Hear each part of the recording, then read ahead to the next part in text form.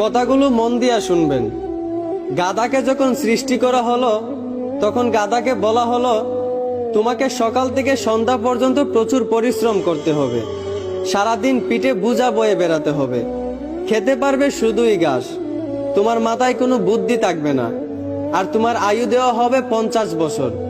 এইটা শুনে গাধা বলল, হে প্রভু, আমাকে 50 বছর না দিয়ে 20 বছর আয়ু দিন, আমি এত বছর বাঁচতে চাই না। সৃষ্টিকর্তা তার এই কথা মঞ্জুর করলেন।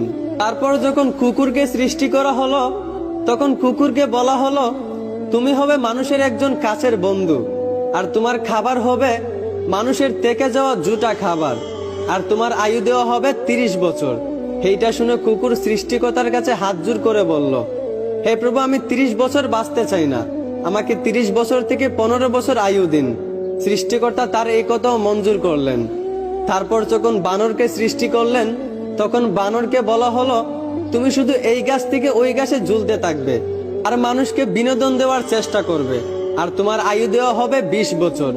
এইটা শুনে বানরও হাত জোড় করে সৃষ্টিকর্তার কাছে বলল, হে আল্লাহ, আমাকে 20 বছর না দিয়ে 10 বছর আয়ু দিন, আমি এত বছর বাঁচতে চাই না। সৃষ্টিকর্তা বানরের কথাও মঞ্জুর করলেন। তারপর আসলো পুরুষের পালা। পুরুষকে যখন সৃষ্টি করা হলো তখন পুরুষকে বলা হলো, তুমি হলে প্রাণীদের মধ্যে সবচেয়ে বিচক্ষণ এবং বুদ্ধিমান, এই জন্য তোমাকে প্রাণীদের শিরোমণি করা হলো, আর তোমার আয়ু দেওয়া হবে 20 বছর। এইটা শুনে পুরুষ সৃষ্টিকর্তার কাছে হাত জোড় করে বলতে লাগলো, হে প্রভু, 20 বছর আয়ু একদম কম হয়ে যায়, আমি আরো বেশি দিন বাঁচতে চাই, আপনি বরংস গাধায় যে 30 বছর আয়ুটা ফিরিয়ে দিয়েছিল ওই আয়ুটা আমাকে দিয়ে দিন, আর কুকুর 30 বছরের মধ্যে যেই 15 বছর আয়ুটা ফিরিয়ে দিয়েছিল ওই আয়ুটাও আমাকে দিয়ে দিন, এবং বানর 20 বছর থেকে যেই 10 বছর আয়ুটা ফিরিয়ে দিয়েছিল ওই আয়ুটাও আমাকে দিয়ে দিন। সৃষ্টিকর্তা পুরুষের এই কথাগুলো মঞ্জুর করলেন। তারপর থেকেই ছেলেরা 20 বছর পর্যন্ত পুরুষ হয়ে বাঁচে, আর যেই 30 বছর গাধার থেকে চেয়ে আনা হয়েছিল সেই 30 বছর পরিবারের বোঝা পিঠে বয়ে বাঁচে, ঠিক একদম গাধার মতোই। বাকি 15 বছর সন্তানরা যা দেয় তা খেয়ে বাঁচতে হয়।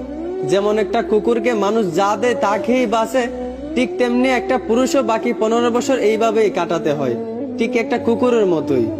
আর বাকি 10 বছর পুরুষদেরকে বানরের মতোই বাঁচতে হয়। বানর যেমন এক ডাল থেকে আরেক ডালে ঝুলাঝুলি করে এবং মানুষকে বিনোদন দেয়, ঠিক তেমনি পুরুষদেরকেও বাকি 10 বছর বাঁচতে হয়, একবার ওই সন্তানের কাঁধে ঝুলে একবার ওই সন্তানের কাঁধে ঝুলে, এবং নাতিদেরকে বিনোদন দিয়ে এইভাবেই বাকি 10 বছর বাঁচতে হয়। এইটাই পুরুষের জীবন, এইটাই বাস্তবতা।